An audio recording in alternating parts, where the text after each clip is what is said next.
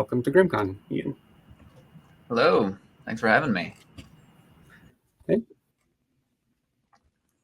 Awesome. Well, thanks for watching. Definitely looking forward to speaking to you guys about starting a cyber startup, getting started as a founder, and just going through a lot of the part of my journey that it's been about 2.5 years now since we started Phalanx. It's been my first company that I founded. So, but it's always been something I've been interested in doing. So let's get into it.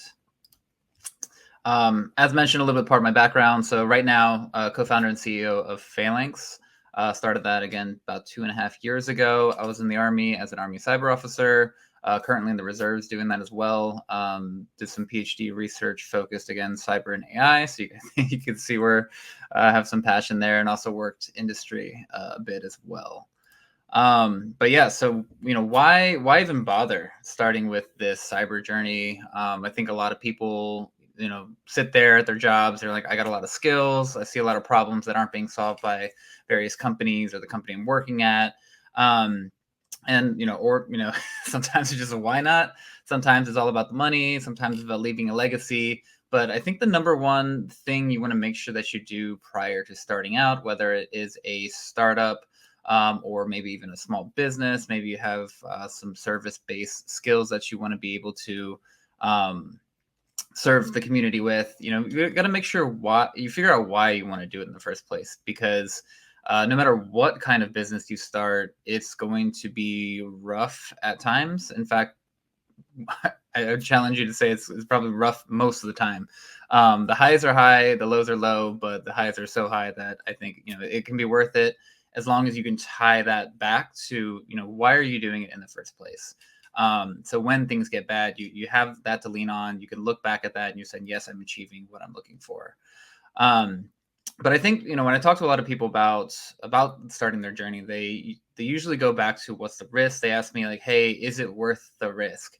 And to be honest, there's obviously risk. There's obviously like the operational or the opportunity cost of hey, I'm stopping what I'm doing right now for my career. I'm not going to be making money for X amount of time, or I'm not going to be making as much as I used to. And us in cyber, we know that the potential cost of what we're making can be a lot, right? But honestly, like anything good, it's never the right time to start. It's never a good time to start, but that's okay. The best time to start a business was yesterday, essentially.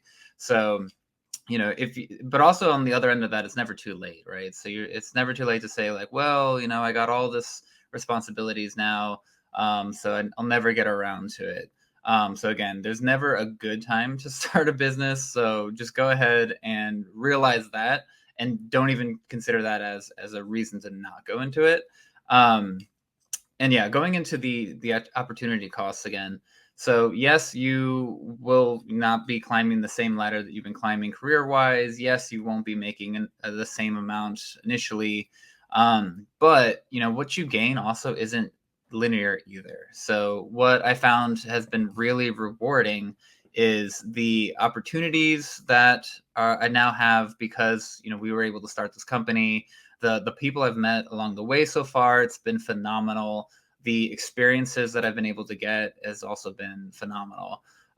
So regardless of what happens to Phalanx on the other end, I'll have opportunities that and the people I've met that will help with opportunities that I would have never have gotten if I didn't start in the first place. So if you got to really counterbalance that. There's there is a risk, but honestly, it's a lot less of a risk than you think. What it sounds like going into it. One of the things too, again, for starting with technical, so I've had a technical background, and it was just like, okay, I have the skills, I have the thoughts, but how do I turn that into a business? Being able to build something is different than being able to sell something. So I have 3 things that have really helped in shaping the business, and that's listen, ask, and learn. So honestly, like if you can nail that, you'll go very far. And as you can see, it's less about, it's not build, tell, and sell, right? It's listen, ask, and learn, because that's what you're really trying to do. You have the skill set, you have your idea, but at the end of the day, does the market want it? And the only way is to ask people if they want it. So the first thing on the, again, starting with listen to what are people even talking about they need. Listen to the pain points that people talk about. So if you're in the office and you have coworkers that are talking about like, oh, I'm dealing with this, cyber product and it's causing me headaches because X, Y, and Z, and I wish it wouldn't do this. Or even the customers that you hear your clients or customers talk about, oh, we're struggling with this kind of thing, and can you guys offer this service or product, or do you? And you're like, no, we don't.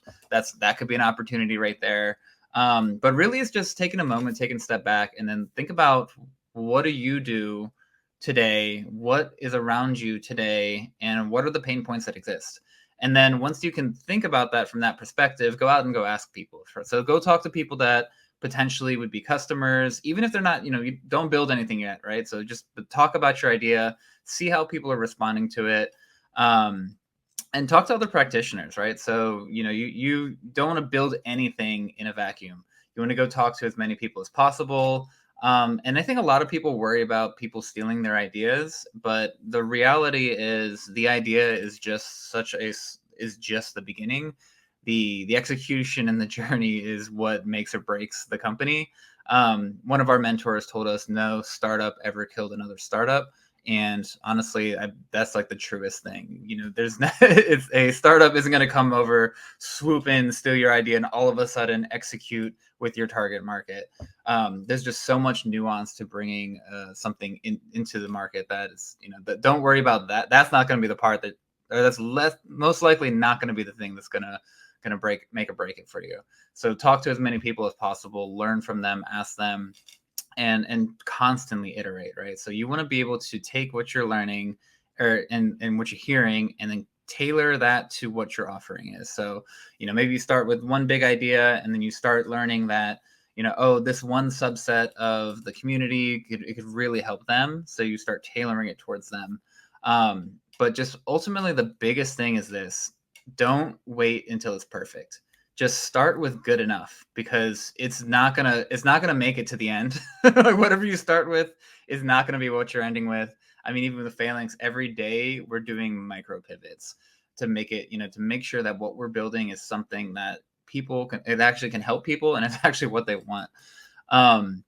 So yeah, don't worry about it being perfect. Don't think you're going to get it right on the first try, and don't even bother. Like, start with an 80%. Honestly, start with the 60% solution, get it out there, and just iterate off of that. And so another question I always get is, do I need co-founders? I don't want to, it's like, I want to build something. I want to have 100% of the equity. I don't want to share it with people. And another kind of analogy that people like to talk about, especially for venture-backed startups and those that are taking in investments from others, is, would you rather have a whole grape or a slice of a watermelon, right? So it's together you can build something bigger than just by yourself. And honestly, this is something that years ago I was like, do I want to build something? Do I want to do it myself, or do I want to do it with other people?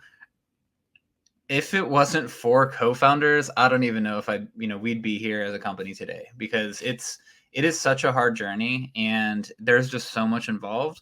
And honestly, there's just so many different skills that you need, that this is one of the biggest things that can help, again, make or break a business.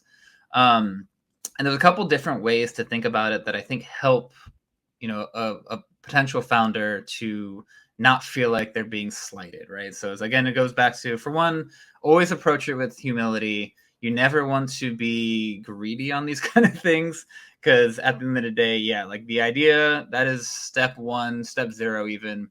But what makes a successful business is step 1,000. So the people that you're with you building beside you, those are the people that get you to step 1,000. So yeah, but some of the ways to help you, conceptualize bringing on co-founders even, is thinking about it as de-risking your business. So think about every possible thing as a risk for your startup or your small business to fall apart, and getting people on board with you de-risks that, right? So like if you think about, if it's just you, let's say having like, think about like one of the worst days that you ever had in your life, and think about, would that make you want to quit, right? So it's like you built the thing, but now you're having the worst day of your life. If it's just you, it's tempting to say, you know what, forget it. I'm just going back to what I was doing before. And that's the end of it, right? But if you have co-founders, you say, I want to go ahead and quit it out. And either for one, they'll convince you out of it, or for two, they can help you, right? So we're all here to help each other. And that's a built-in community of people that you can trust, and people that actively care about you, that you've brought into, have a shared interest. Separately, complementary skills. So going back to, who should you bring on? How should you think about it? If you think about, again, especially if you're starting with a technical background, that's one. Building product is one piece of it, or having an offering service is one piece of it, but you got to sell it. So if that's not your skill set, either if you're a solo founder, then that's going to be your skill set. If you're not, then it's best you find somebody who that's their skill set. You don't, because if everyone is, let's say, software engineers, then who's going to do the rest of it? So either someone else is going to have to pick up that skill set, which is totally normal, or if nobody wants to do it, then it's never going to happen. So you want to find people that have different skills from you, and you want to think about it again from a holistic view of, what does this business need to survive, and find people to fill the gaps, because whatever gaps exist, whatever with the people you have, someone's going to fill those gaps. And then, so if it's just you by yourself and you don't like doing sales, too bad. So that's like, if it's just you, that's someone's got to do it. You got to build product and you got to sell it. And then ultimately, again, kind of at some point, it starts with being able to convince people that what you're doing matters. And if you're taking on investors, that'll be part of it. But eventually, it's also convincing your customers that what you're doing can help them. And it starts with, if you're looking for co-founders, you need to convince someone else to jump on this journey with you, because it's going to be a rough ride. And if you can't even convince a co-founder to take X amount of equity, blah, blah, blah, or however you're splitting it up, it's going to be hard to say that you can convince other people. So that's always another way to de-risk, to say, hey, at least I got you. I always joke. It's like, oh, you conned them into coming on this ride with me. But everyone knows the risks and everything involved. But it's like, hey, if you can convince some people to jump into something wild and crazy, like starting a business with you, then you can, it's limitless what you can convince people being able to, provide and build. So kind of going back to more, actionable steps here. So one of the most important parts is finding a market niche. So this is something that I think some people this is something that can be difficult, because especially from a cyber sense, we know what should exist out in the market. We know how things actually work. And we know what should be there from a cyber perspective, but what should help isn't what people are willing to buy. So again, 3 more ways to kind of think about, how do you find your market niche, and so you're building something that people are trying to buy. And it's identify, talk, and focus. So you want to start with identifying, what are you good at, right? What is your skill set? You have, no matter what you do, no matter who you are, you have skill sets, and you have a lot of something that other people don't. So just go out in the world and think about it, right? So like for example, if you're a pen tester, you have a lot of skills with there. Honestly, even if you think about outside of a cyber perspective, I love hot sauce. So eat a lot of hot sauce, love a lot of hot sauce. So, if I'm out there making hot sauce, which I do, being able to say that, hey, I know about all these different peppers, is a distinguisher, right? So is that going to be the greatest thing in the world? Probably not. But hey, it's something that makes me, it's something special that I can, build a business off of if I wanted to. Separately is figure out, what specifically is the problem, because at first it's very tempting to say, okay, I want to solve for the cyber risk problem, and I'm going to mirror what I've seen and what I know. So if you come from a big company, or even if you come from a mid-sized company, the temptation is to just try to act like them. But at the end of the day, you're not. And that's actually one of the biggest things that can be a positive distinguisher for you. So, you're going to want to go out and spend a bunch of money at at a cyber conference on a booth, but don't do any of that. That's not worth it, because that's a bigger company solving for a different problem. Once every step of the way, businesses have different challenges that they're working through, and a larger company has a different challenge that spending a bunch of money at a cyber conference will solve, that a smaller business, that's not going to solve their problem all day. No matter how much money you throw at it, that's not going to solve your problem. Your problem is getting those initial customers, making sure your product is ready, all that.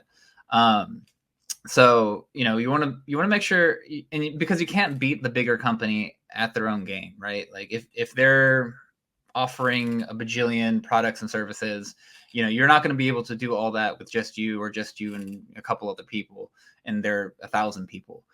So you want to find the one thing that you can beat, that, be the best at. So if it's, whatever the specific niche thing, and it could be something that it's like, hey, this thing already exists for all these different industries, but I made a version of it that is specific to this one market. Specific to plumbers. This is cyber for plumbers, and I'm the best cyber for plumbers person out there. And speaking about that, kind of taking it out of a technical view, if you had a massive leak in your kitchen or something, would you rather hire a plumber or just kind of a generalist handyman? And I think that is a way to think about it. So it's like, if you're out there, offering a bajillion services, let's say you're trying to do a bunch of cyber services, why would they want to choose you over someone who's more established, right? But if you're offering a very specific cyber service that is just better than the other version, that's why. So another one is talk. So again, going back to it, talk to the people, talk about the problems, and talk to the people who are feeling the pain, right? Because they're going to be the ones that are going to tell you everything. And honestly, people are generally pretty happy to go ahead and complain about stuff that's existing. So they're happy to tell you why what they're using isn't working for them. So you just really need to collect all that data and then start to piece the puzzles together off of that. And then going back to focus, just like niche down. So figure out what that looks like. And that could be a couple different versions, right? So I kind of mentioned it earlier, but it could be an existing solution, but you've niched it down to a specific market or industry in a way that hasn't been done before. And especially if you've worked in very niche markets, let's say your current company is only works on boilers, so then you might have an insight into that industry where the kind of off the shelf stuff just isn't working for that industry as well. So you can just take that, modify it, and sell a version that's good for that specific market. Or you could have something that's maybe a generalist industry wise, but it just does something just way better. So it's like, oh, we're an encryption company, right? So it's like, yeah, you can do file encryption with a bajillion other products, but ours makes it very easy and it makes it automatic. So, we focused in on that. That was like the first thing that, we latched on to. And then another one is actually, honestly, just a different geography. So like if there's numerous examples of people who've taken stuff, let's say that worked in the US, took it to somewhere abroad, and was able to build a version of that, sell it. And one example could be, if you have, let's say, a privacy tool that's working in the US and it doesn't exist in Europe, and you can build it over there to solve for GDPR stuff. So again, it's taking, something that exists and then niching it down to a different compliance regulatory or any other kind of way of doing it that way. So another question I get a lot of is, where do I get the money to start this thing? And honestly, that this is one of the biggest things to think about. So it really depends on what's the whole purpose of starting your business, right? So if one of the things is to, say make a ton of money, like grow something that gets huge and you sell it for a bunch of money, then venture capital, it could be a good way for you. If it's something that, you're like, hey, I don't want to have a lot of, I don't want to essentially have investors, I don't want to build bosses above me. I want to be the top person of my company. I want it to be something I can work at for 20 years, 25 years, and I can hand it off to my kids. Then, venture capital is not a good option for you. And then also going back to like, what is the end state goal? What are you trying to do with it? And that ties back to figuring out why are you doing it in the first place?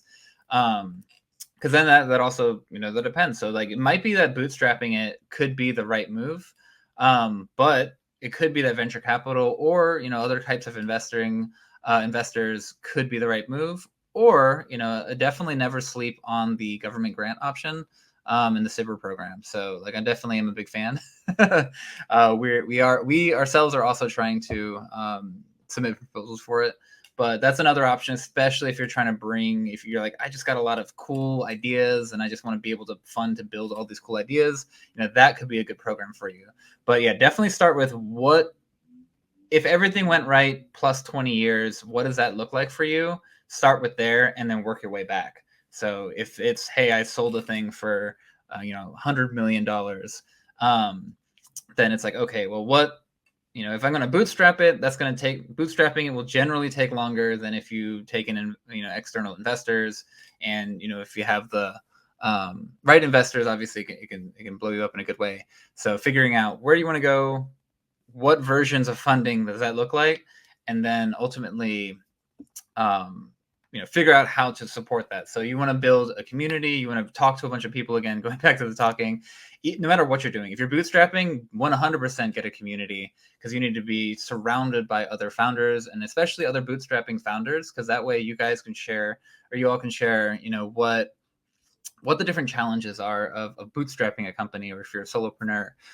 If you're, in the venture-backed community, there's a whole different slew of challenges. But and also very important is that you want to be able to share and introduce each other to different investors, because that's, a big part of that.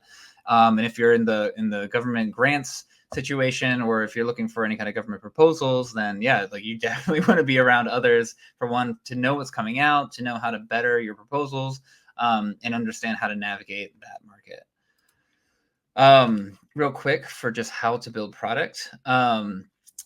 Potentially you've heard of MVPs, minimum viable products, and that's essentially the absolute minimum it takes to get the thing out into market. And there's a couple of key things that I do want to let you know about that. And one is, be embarrassed by it, right? Like that's some common startup-y knowledge on this, is that you don't want to build, if it's like really polished, then you've overbuilt it. And if the first time you're releasing it, it's like fully polished, then it's too late. You've wasted too much resources, because going back to what I said before, whatever you're building isn't going to last all the way through. And this is something that, when we released version 1 of Phalanx, it was absolutely embarrassing. And you know what? It honestly, so we finished the core technology, and the reality is it wasn't good enough for the market yet. And that's fine, right? So we went out there, we got a couple customers with it, but they were just like, look, this thing like is cool. It's cool, a gee whiz, project here, but until it has, single sign on, until it has, these plugins and this integrations, like we just cannot use it in our business. And that was great feedback, right? So it's like we said, okay, the core technology is in, people like the core tech, people like the idea, but we're missing X, Y, and Z to make it actually a functional product for the market. Going back, making some tweaks, pushing it back out, get more feedback, make some tweaks, push it back out.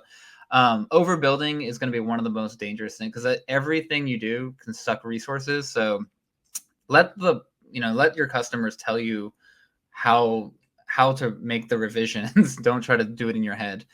And yeah, just it's like the measure twice, cut once thing. Talk first, build second. Like just ask. Oh, if you over ask, it's fine, because you can always consolidate, feedback. But if you've spent, let's say, 2 weeks, 3 months of building, and let's say especially if you have some sort of outsourced development situation where it's just like that's straight money, you can't get that back. So it's definitely like, do not overbuild is like the number one thing. Going into community, again, community is key. Community is huge, and it's huge from a mental health standpoint. Like I said, this is not something that is easy, but it's so rewarding, right? So, and nothing super rewarding is easy. But yeah, so just going into, let's make sure that you have people around you that are other founders, mentors, people who've been there before, people who are doing other kind of tangential things. Because you'll learn so much. Because ultimately, again, the amount of skill sets that you need to start a startup or start a business is limitless. It's endless, I guess, is a better way to put it. But you don't have to figure it out yourself, right? Just ask, and like just ask just keep asking. And honestly, like, people, especially the founder community, is just so willing to help, but they don't know how to help you until you ask them how to, like, that you need help. And just being like, give me money, give me help, it's like, that's not going to work. But if you're like, hey, like, who has ever sold enterprise technology? I'm looking for someone to help me, like, refine my processes. Like, I guarantee you someone's gonna be like, oh, I know a guy, or hey, I have that information, let me help you out. So the more specific you can make the ask, the better. And honestly, like, if you have to keep going back for different asks, that's not a big deal. Like, people love to get engaged, people love to help. And because so many startups fail, people love to see you succeed. So they love to be a part of the journey with you. The second is, again, don't try to clone what the big companies are doing. So again, you'll see tons of booths at Black Hat, right? So you don't have to be a booth at Black Hat, but you want to go to Black Hat and then just talk to people. In fact, go to those the booth, because they're probably the slightly larger to much larger startups, but the ones that are slightly larger, that it makes sense for them to have a booth there. The founders are usually right there, so just like talk to them, be like, hey, is one of the founders, like, are you one of the founders, or are they around? And then that's a great way to go meet people, add people to your community. And then again, like, they love to be asked because they've learned so much to get to where they are. And, it's all about how do we give back? Because so many people has helped each founder to get where they are. So most of them are very interested in helping the next wave, to include, second time founder. Like, I've met a lot of people who've sold a company, started another company, and are still out there, like, side by side next to me, asking very similar questions, very similar, like, being very vulnerable as well, and being like, hey, I need this help. And it's amazing, because it's like, wow, you just sold your company for $100 million. Like, I would have expected you would have just been like, I'm good, I can figure it out, I can rinse and repeat. But that's not the case. So definitely never feel afraid to ask. And then, find other founders, build a community. Just, you want people to lean on you, you lean on them. And where to find other founders, again, just ask. Like, there's actually so many more founders than I even realized, just in my more immediate community, once I started getting into it. And it goes back to, just as soon as I started mentioning, hey, I'm doing the startup, yada yada, people were like, oh, blah blah blah is doing a startup, talk to them. And so that's it. Again, just the more you talk about it, the more people know how to help you. And then just going to go into some mistakes we made, some myths that we have, and some hard truth. So again, the market problem is not always needed as the market needs. So just because you know what cyber problems exist out there, make sure that you figure out how to tie that to what people are actually buying. That was one of our mistakes. We started too big, and then we had to niche down from there. Mistake 2, we started building before talking to enough people. So we thought we had enough, started building it, and then that's why we had to keep iterating. But like, we should have done that. Let's say we lost about 3 months for doing that. Myth, build it they will come. Not true at all. They will not come if you build it. You need to go out there and sell it, which goes into the hard truth is every founder is a salesperson. And I know for the non-sales people, especially for the techies, that is not natural, but that's okay. There's honestly, a lot of us have a negative connotation of salespeople because of the negative experiences. But there's a great salesperson is actually helping the organizations. And while it doesn't feel like we hit so many not great salespeople, that understanding that you don't have to be the classic used car dealership guy, right? So you can be the good kind of salesperson that actually is helping your customers. And then going back to sales again, you just cannot outsource that. It has to be the founder, because every sale you make and every customer you have is intelligence for you to go back and iterate on your idea and on your offering.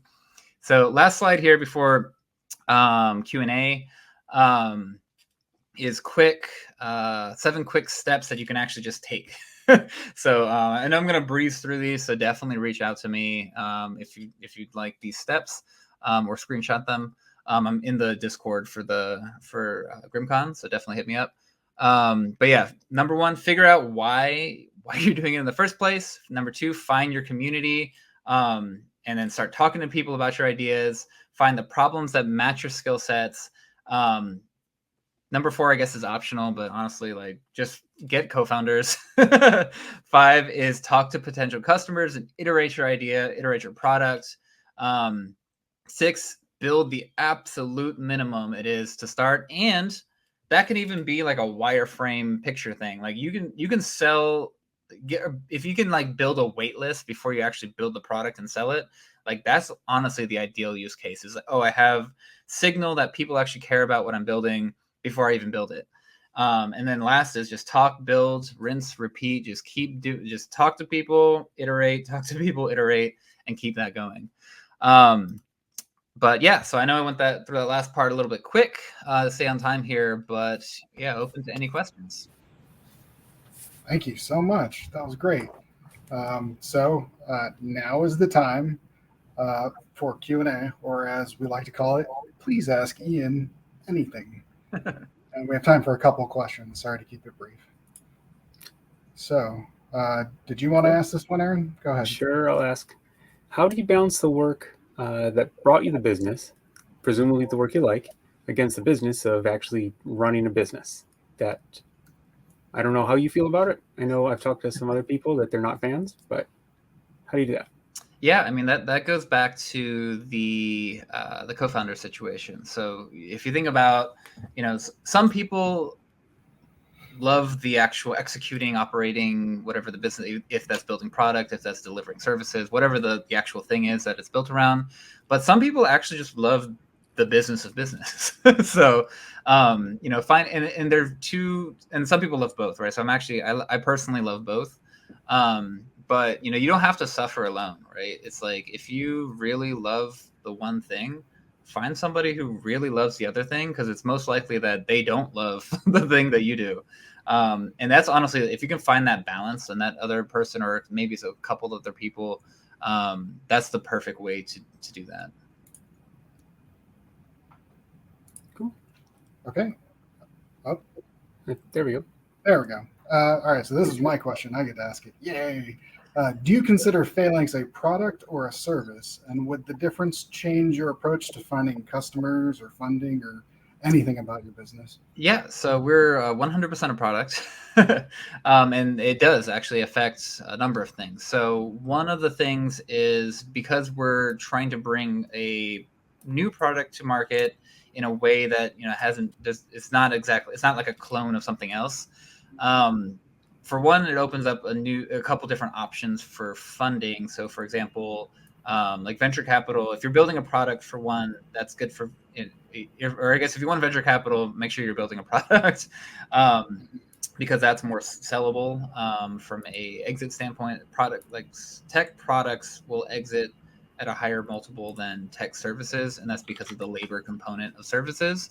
But if you're doing a service, what's usually nice about that is that you're generally doing a service for things that people are actively, you already know what people are trying to buy, right? Like you're usually, a service isn't something completely random that no one's ever purchased before. So it does help you. The way you approach the market's going to be a little different. So let's say going back to the service component, it's like, hey, I know that there's pen testers over, I'm based out of Arlington, Virginia. So it's like, hey, down in Richmond, there's a bunch of pen testers, but for whatever reason around Arlington, there isn't. So now I can do what they're doing over here, adapt to some some geographic differences, and then we're all good to go. Versus for Phalanx, it's all right. Let's figure out what bucket are we even selling it in. Like where does this align technology wise, and what problems does this product are we actually solving for, and then how do we find the budget line item for that product within the organizations that we're selling to. Thank you for that thoughtful answer. Do we have anything else? I'm guessing that's all the questions. No, I think there was one more coming up. One more? Yep, 7 issues. There we go. Yeah. How do you figure out what people are actually buying? So, I'm presumably you can see if people are buying your product. How do you know what they're doing that's potentially a competitor, right? Yeah. So there's a couple different ways. So one is going back to the talk to people. So you really want to talk to, think about who your ideal buyer is, and then talk to as many of them as possible, even before you're selling anything. So actually, the number one thing that we were that actually is how we got our first 10 customers, and we're looking to actually move beyond, but it is essentially discovery. So it's figuring out who. So it's essentially a hypothesis saying we think our ideal buyer is this persona.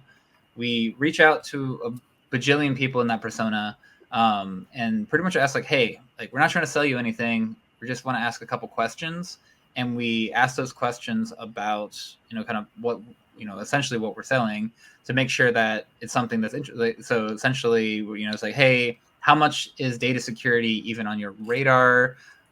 What are you implementing today? What's missing in the solutions that you're using today? And for us, that's stuff like that. So if their answer is data security doesn't matter, everything is great with what we have, then if everyone we talk to says that, then it's like, okay, well, maybe this isn't a good product to build because everyone's good to go with what they got. So I would say that's the number one. And then don't feel bad because a lot of people are like, oh, I'm bothering people. And again, some people are going to react negatively. Most people honestly won't. Some of them are going to ignore you. Not a big deal. But there's a lot of people out there willing to help and just interested in sharing their story. And, don't sell anything on those calls. Just say, I'm here to ask questions and just learn. And then once you do that enough times, you'll start to see some correlation and all that.